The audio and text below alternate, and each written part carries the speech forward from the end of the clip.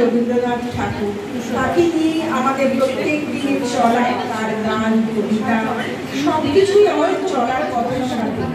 সেই কবিগুরুকে প্রণাম জানিয়ে আমার নিবেদন অনির্বাণ ঘোষের কবিতা মুছে যাক গ্লানি।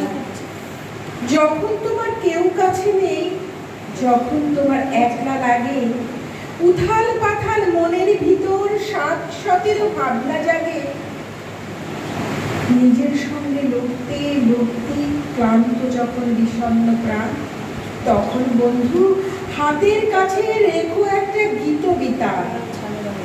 যেই না তুমি দু চার কলি গেয়ে উঠবে আপন মনে, দেখবে জ্বলে উঠল প্রদীপ বুকের মধ্যে সঙ্গোপনে। স্নিগ্ধ আলোর ঝর্ণা ধারায় ধুইয়ে দেবে তার কবিতা। বন্ধু কেবল হাতের কাছে রেখো একটা সঞ্চয়িতা।